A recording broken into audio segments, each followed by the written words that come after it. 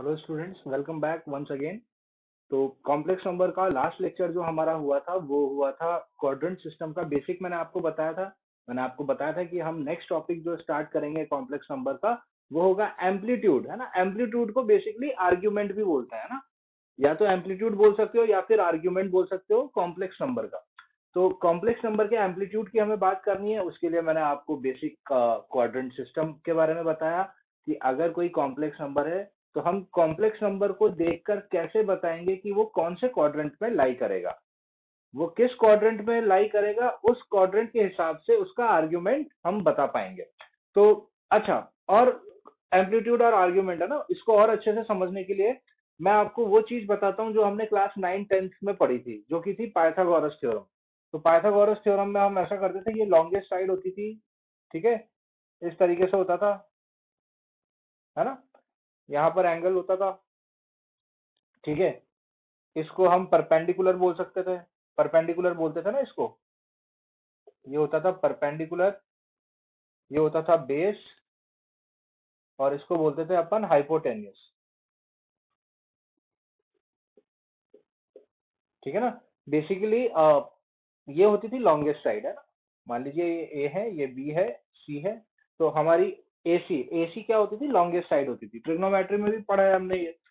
तो अब हम आपने ये भी पढ़ा होगा,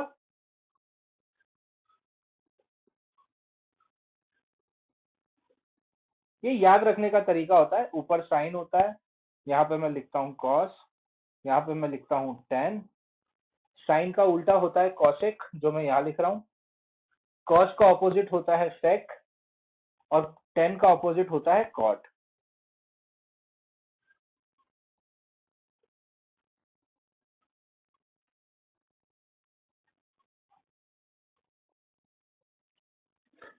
ये जब मैं आईआईटी की प्रिपरेशन कर रहा था तो मेरे टीचर्स ने मुझे कुछ इस तरीके से समझाया था कि भाई देखिए, ये पी, पी मतलब परपेंडिकुलर, बी मतलब बेस, एच मतलब हाइपोटेन्यूस। तो पंडित बद्री प्रसाद हर हर भोले, पंडित बद्री प्रसाद हर हर भोले। तो साइन थीटा क्या होता है, पी अपॉन एच, मतलब पंडित अपॉन हर, है ना। ऐसे भी याद रख सकते हो आप, पंडित बद्री प्रसाद हर हर भोले। तो साइन थीटा अगर आपको निकालना है तो साइन थीटा क्या हो जाएगा, पी अपॉन एच, यानी परपेंडिकुलर अपॉन हाइपोटेनियस।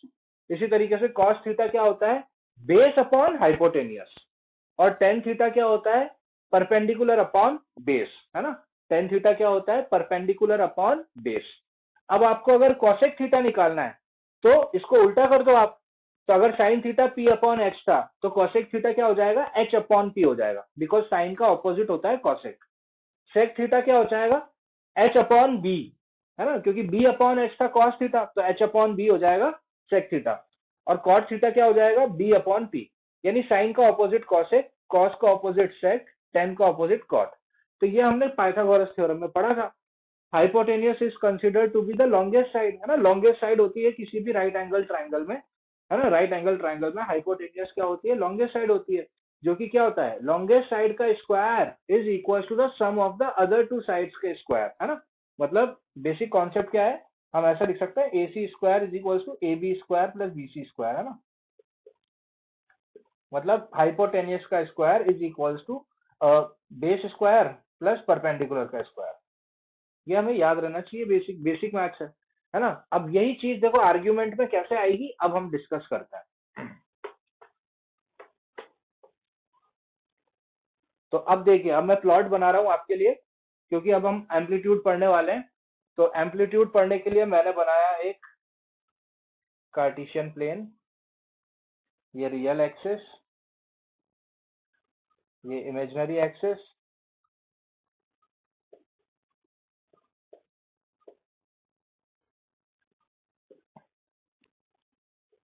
ये ओरिजिन,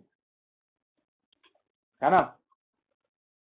अब ये है, देखिए, ये रियल एक्सिस, ये इमेजिनरी एक्सिस। मैं बात कर रहा हूँ z is equals to x plus iota Y की, है ना।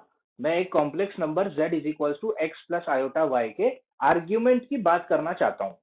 तो उसके आर्ग्यूमेंट की बात करने के लिए मैंने रियल एक्सिस इमेजिनरी एक्सिस बनाया। अब मान लेता हूं कि मेरा वो जो पॉइंट है, ये पॉइंट, ये पॉइंट है मेरा एक्स कॉमा वाई, ये पॉइंट मेरा क्या बता रहा है मेरे को, एक्स कॉमा वाई। मान लिया मैंने, जैसे मान लो ये बनाया मैंने यार, है ना, यहाँ पे 4 है, यहाँ पे 5 है, तो ये कहाँ मिलेंगे, यहाँ मिलेंगे। तो यहाँ मैं क्या लिखूंगा, इनको 4,5 लिखूंगा ना, पहले एक्स का पॉइंट लिखेंगे फिर वाई का। तो इसको ऐसे लिखेंगे 4,5, है ना। तो एक्स क्या है, रियल का पार्ट है, वाई क्या है, इमेजनरी का पार्ट है। इसी तरीके से यहाँ 4 रियल है, 5 इमेजनरी है, तो ये पॉइंट मुझे क्या दर्शा रहा है, 4,5, है ना। ये पॉइंट यहाँ भी हो सकता है, ये पॉइंट यहाँ भी हो सकता है, ये पॉइंट यहाँ भी हो सकता है, ये पॉइंट यहाँ भी हो सकता है। चारों में से, चारों क्वाड्रेंट में से कहीं पे भी वो पॉइंट हो सकता है। मैंने कहाँ रखा उस पॉइंट को, थोड़ी देर के लिए मान लिया ये पॉइंट यहाँ पर है ना। देखिए ये पॉइंट यहाँ पर है ना। अब देखिए, अब मैं क्या कर रहा हूँ, इस ओरिजिन, ये जो ओरिजिन है, इस ओरिजिन से इस पॉइंट को मैं ज्वाइन कराता हूँ। देखिए ऐसे मैंने इसको ज्वाइन करा दिया, ठीक है। मैंने इस पॉइंट को ओरिजिन से ज्वाइन करा दिया और यहां पर इस लाइन को ऐसे एक्सटेंड कर दिया, ऐसे एक्सटेंड कर दिया, ठीक है। तो क्या आप देख सकते हैं, क्या ये एक राइट एंगल ट्राइंगल बन गया, ये देखिए इतना पार्ट है ना, इतना पार्ट। नाम दे देते हैं इसको, चलो इसको ओ, इसको ए, इसको बी नाम दे देता हूं। तो क्या अब आप देख सकते हैं, अब आप देख सकते हैं क्या ये ट्राइंगल ओ ए बी है ना, is a right angle triangle, दिख रहा है ये तो, है ना ये राइट एंगल ट्राइंगल।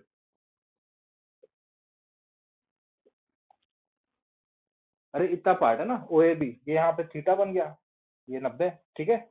तो ओ ए बी क्या हो गया, राइट एंगल ट्राइंगल हो गया। कैसे बनाया, यहाँ पे मैंने कोई भी पॉइंट मान लिया एक्स कॉमा वाई, फिर ओरिजिन से उसको एक्सटेंड किया, ओरिजिन से उसको ज्वाइन किया और एक यहाँ पे सीधी डंडी खींच दी, तो ये क्या बन गया, राइट एंगल ट्राइंगल। अब मुझे ये बताइए राइट एंगल ट्राइंगल में ये चीज क्या होती है, हाइपोटेनियस, ये चीज क्या होती है, परपेंडिकुलर, और ये चीज क्या होती है, ये चीज क्या होती है, ये होती है बेस, है ना, ठीक है। तो इतना सा, ये क्योंकि एक्स एक्सिस पे है, ये वाई एक्सिस पे है। तो देखिए यहां से लेकर यहां तक जो बेस है ना, ये बेस, इसको मैं छोटा एक्स नाम दे देता हूं। इस बेस को मैंने क्या नाम दे दिया, स्मॉल एक्स। इसी तरीके से ये अगर स्मॉल एक्स है तो ये क्या हो जाएगा, ये चीज हो जाएगी, इस परपेंडिकुलर को मैंने क्या नाम दे दिया, स्मॉल वाई। अरे एक्स एक्सिस पे है इसलिए ओ ए क्या हो गया, ओ ए हो गया मेरा स्मॉल एक्स। इसी तरीके से ओ ए अगर स्मॉल एक्स है तो ए बी क्या हो गया मेरा, ए बी हो गया स्मॉल वाई, है ना। ये चीज हो गई स्मॉल एक्स, ये चीज हो गई स्मॉल वाई। क्या आप ये चीज निकाल सकते हो, यस, हमने पाइथागोरस थ्योरम पढ़ी है। तो O A B is a right angle triangle, तो मैं बोल सकता हूँ ओ बी का स्क्वायर, बिकॉज ओ बी क्या है, हाइपोटेनियस, तो हाइपोटेनियस का square is equals to O A का स्क्वायर प्लस ए बी का स्क्वायर। भाई लिख सकते हैं ऐसा, हमेशा लिख सकते हैं। ये हो गया लॉन्गेस्ट साइड, है ना, ओ ए का स्क्वायर प्लस ए बी का स्क्वायर।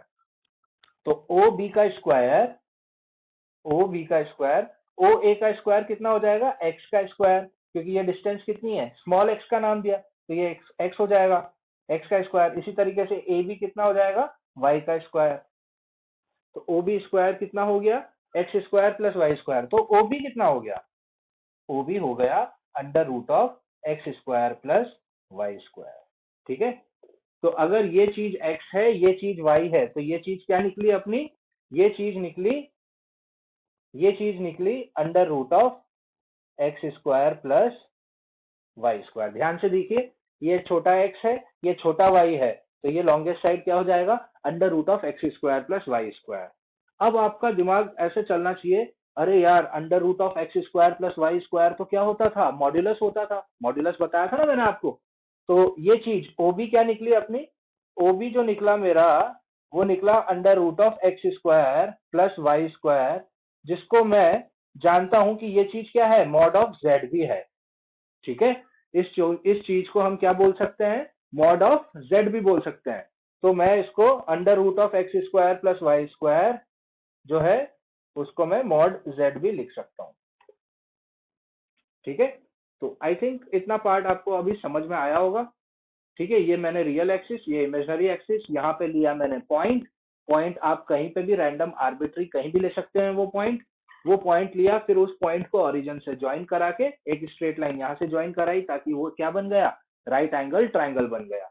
राइट एंगल ट्राइंगल बनते ही रियल एक्सिस वाली जो डिस्टेंस थी उसको मैंने स्मॉल एक्स का नाम दिया, इमेजिनरी एक्सिस वाली को स्मॉल वाई, और लॉन्गेस्ट साइड मैंने इन दोनों की मदद से निकाल दी, जो कि आई under root of x square plus Y square. और under root of x square plus Y square किसी भी z is equal to x plus iota Y के लिए क्या कहलाता है, मॉड्यूलस कहलाता है, जो कि हमने जस्ट एक लेक्चर पहले डिस्कस किया था। तो इसको हम मॉड z भी पढ़ सकते हैं। तो देखिए अब क्या क्या है इसके नाम, देखो under root of x square, अच्छा इसको मैं रब करके बताता हूं आपको वापस।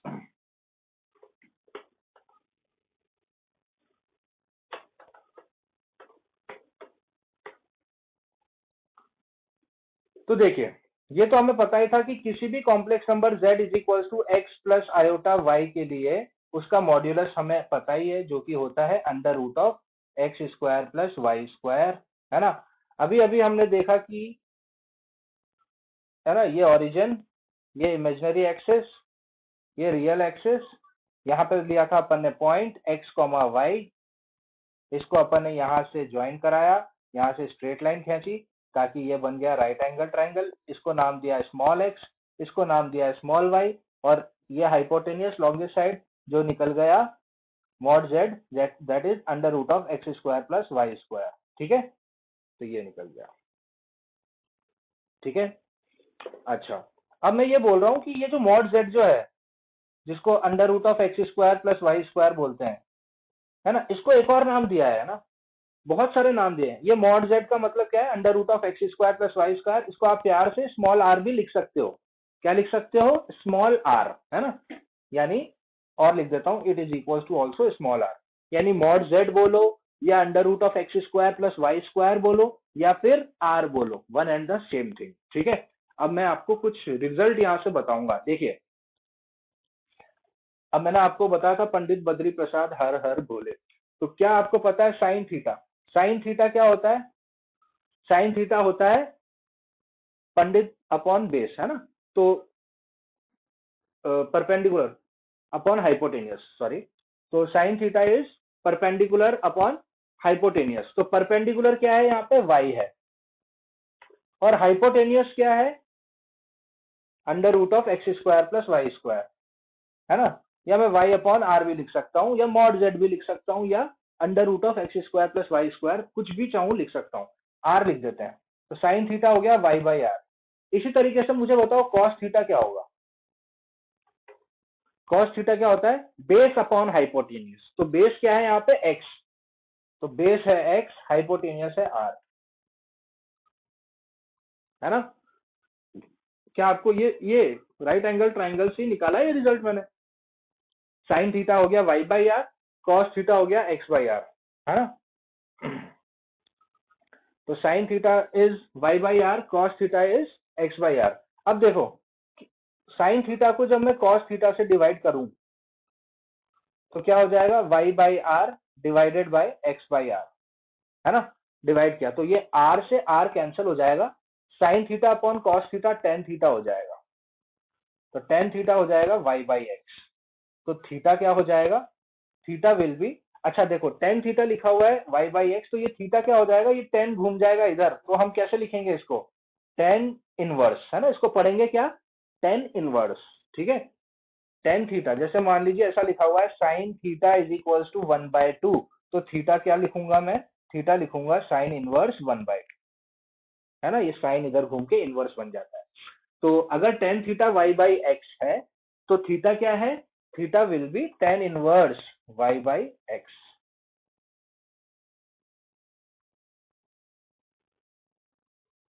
तो थीटा क्या हो जाएगा, tan inverse y by x, और ये थीटा क्या कहलाएगा, ये थीटा कहलाएगा amplitude, this theta is known as amplitude या फिर आर्ग्यूमेंट, जो भी बोलना चाहो आप, एम्पलीट्यूड या फिर argument of complex number z, complex number z, ठीक है।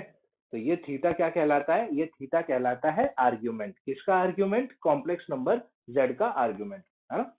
तो कैसे प्रूव किया मैंने इसको, साइन थीटा था y by r, cos theta था एक्स बाई आर, दोनों को डिवाइड किया, टेन थीटा बराबर वाई बाई एक्स आया, और tan theta is equal to tan inverse y by x कहलाया एम्पलीट्यूड किसका, कॉम्प्लेक्स नंबर जेड का। अच्छा, एक और रिलेशन में यहाँ से डिड्यूस कर सकता हूँ, देखिएगा, ठीक है, तो ये मैं मिटा देता हूँ, इतना मिटा देता हूँ, इतना मैं लिखता हूँ बस, tan inverse y by x. अब देखिए, साइन थीटा है y by r, cos theta है एक्स बाई आर। अच्छा, sine theta y by r है, तो स्क्वायरिंग बोथ द साइड करता हूँ, तो साइन स्क्वायर थीटा कितना हो जाएगा, y square upon r square हो जाएगा।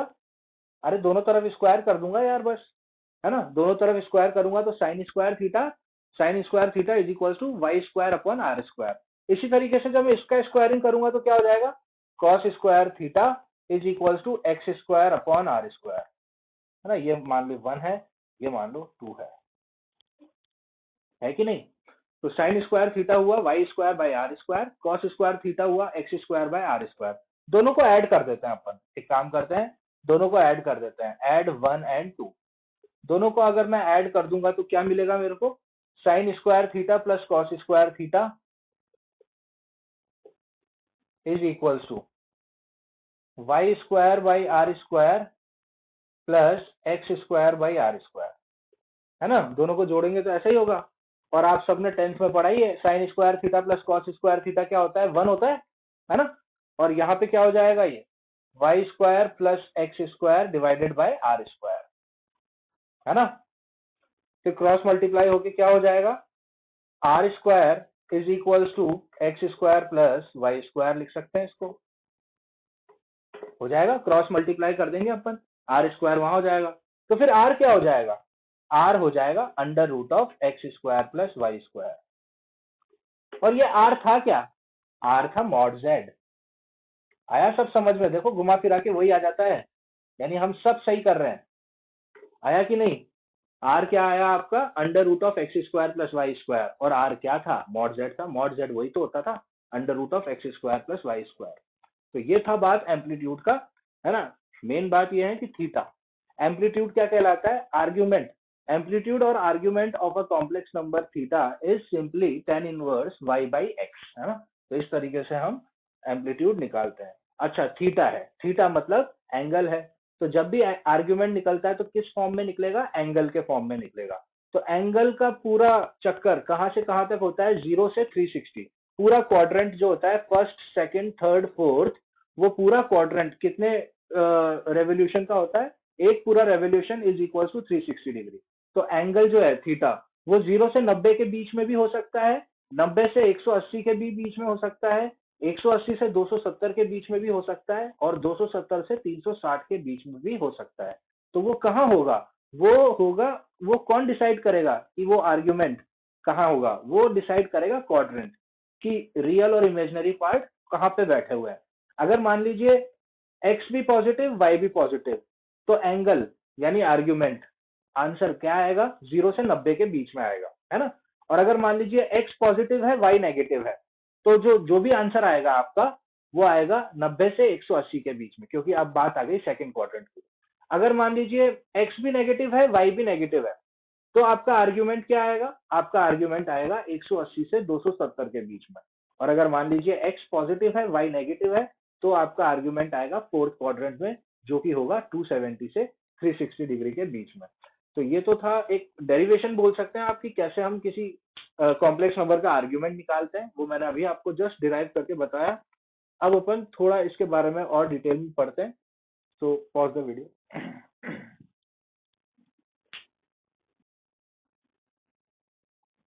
सो अभी अभी जस्ट मैंने आपको बताया एम्पलीट्यूड, मैं एक बार फिर बता देता हूँ आपको, ताकि अगर किसी स्टूडेंट को प्रॉब्लम आई हो तो वो वापस देखे, है ना। तो एम्पलीट्यूड निकालने के लिए हमने सबसे पहले एक कार्टेशियन प्लेन बनाया, ये होता है रियल एक्सिस, यहाँ आप लिखते हैं रियल, यहाँ आप लिख सकते हैं इमेजिनरी, यहाँ लिख सकते हैं ओरिजिन। यहाँ पे मैंने क्या लिया, पॉइंट, है ना। पॉइंट क्या बता रहा है, ये छोटा एक्स वाई मेरा कोई पॉइंट है। फिर मैंने क्या किया, उस ओरिजिन से उस पॉइंट को ज्वाइन किया, और एक यहाँ पर परपेंडिकुलर ड्रॉ किया, ठीक है। तो इसने बना दिया एंगल, ये हो गया 90। अब मैं इसको नाम दे सकता हूँ, इसको मैं ए नाम दे देता हूँ, इसको मैं बी नाम दे देता हूँ। यहाँ से लेकर यहाँ तक की दूरी है स्मॉल एक्स, यहाँ से लेकर यहाँ तक की दूरी है स्मॉल वाई। पाइथागोरस थ्योरम हम लगा देंगे इसमें। यह एक राइट एंगल ट्राइंगल दिख रहा है आपको, तो ये हो गई लॉन्गेस्ट साइड। लॉन्गेस्ट साइड हो जाएगा क्या, under root of x square plus Y square, जिसको मैं जानता हूं कि इसको मैं मॉड जेड भी बोल सकता हूं, है ना। Under root of x square plus Y square, किसी भी complex number z is equals to x plus iota Y की बात कर रहे हैं हम। तो for any complex number z is equals to x plus iota y, under root of x square plus Y square is the modulus, है ना, जिसको हम under root of x square plus Y square को mod z भी बोलते हैं और small are भी बोलते हैं, ठीक है। फिर मैंने आपको बताया, इस राइट एंगल ट्राइंगल को देखते हुए हम बोल सकते हैं कि यहाँ से कॉस थीटा क्या हो जाएगा, बेस अपॉन हाइपोटेनियस, है ना। बेस है एक्स, हाइपोटेनियस है आर भी लिख सकते हो, या फिर under root of x square plus Y square कुछ भी लिख सकते हो। इसी तरीके से साइन थीटा कितना हो जाएगा, साइन थीटा हो जाएगा वाई अपॉन आर। साइन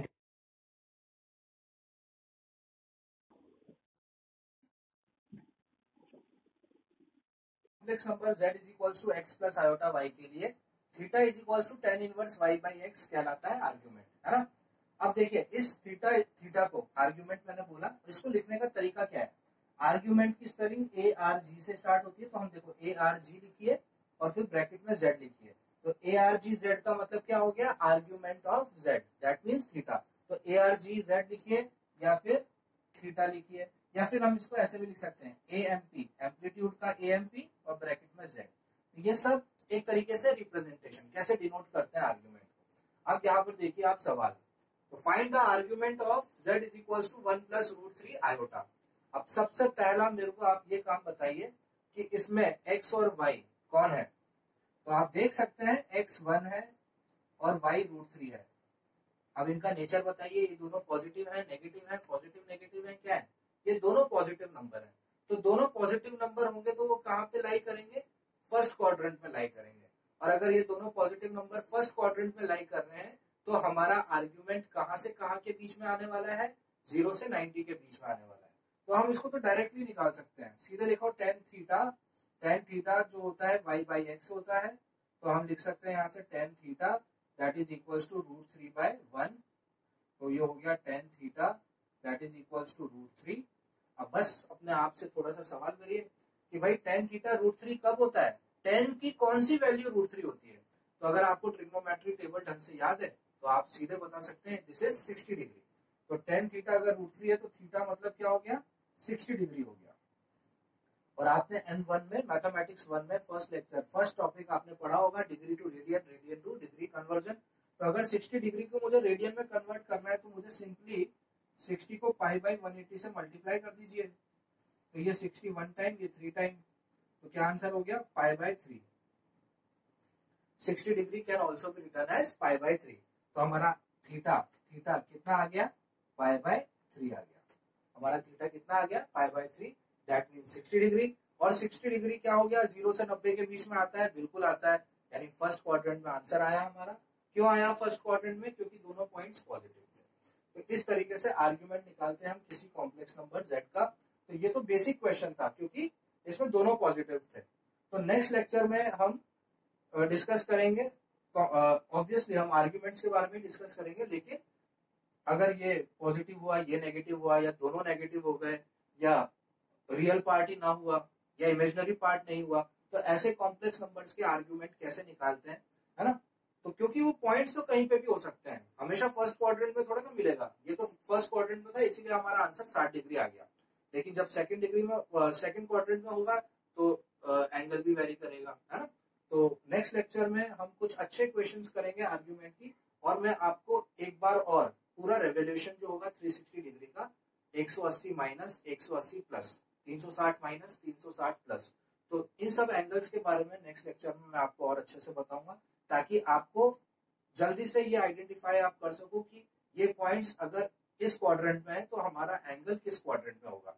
अभी आपको ये तो समझ में आ ही गया होगा कि इन पॉइंट्स, ये पॉइंट्स डिसाइड करते हैं कि ये आर्ग्यूमेंट कहाँ आने वाला है। ये दोनों पॉजिटिव है पॉजिटिव है यानी फर्स्ट क्वाड्रेंट में, और फर्स्ट क्वाड्रेंट में एंगल होता है 0 से 90 के बीच में, इसीलिए हमारा आंसर क्या आया 60 डिग्री आया, है ना। तो यही पॉइंट्स देखकर, इन्हीं पॉइंट्स के बेसिस पे हम क्वाड्रेंट सेट करते हैं, है ना। आर्ग्यूमेंट हम तभी निकाल पाएंगे जब हमें इजीली, अगर हमें पॉइंट्स पता होंगे तो हम आर्ग्यूमेंट में गलती नहीं करेंगे। तो नेक्स्ट लेक्चर हमारा इसी पर होगा, आर्ग्यूमेंट ऑफ कॉम्प्लेक्स नंबर्स। इसके कुछ अच्छे क्वेश्चंस हम प्रैक्टिस करेंगे, और फिर हमारे नेक्स्ट टॉपिक जो होगा, पोलर फॉर्म कैसे होती है, कॉम्प्लेक्स नंबर की पोलर फॉर्म क्या होती है, कैसे उसको निकालते हैं, वो सब हम step by step next lecture के बाद प्रोसीड करेंगे उन टॉपिक्स की तरफ। तो आज के लेक्चर के लिए फिलहाल इतना ही। मैं आपसे रिक्वेस्ट करूंगा कि पूरे लेक्चर को अच्छे से देखें, और उसके बाद अपनी महाराष्ट्र टेक्स्ट बुक जो आपकी स्टेट बोर्ड की बुक है उसको भी ध्यान से पढ़ें, उसमें भी देखें, मैच करें कि हाँ हम सर से हमने वीडियो लेक्चर में ऐसा पढ़ा था, किताब में भी ऐसा लिखा हुआ है।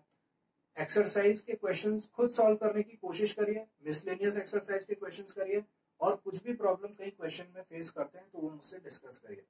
तो आज के लेक्चर के लिए फिलहाल इतना ही। नेक्स्ट लेक्चर में हम मिलते हैं और फिर बात करते हैं आर्ग्यूमेंट ऑफ कॉम्प्लेक्स नंबर की वहां से। तो थैंक यू सो मच।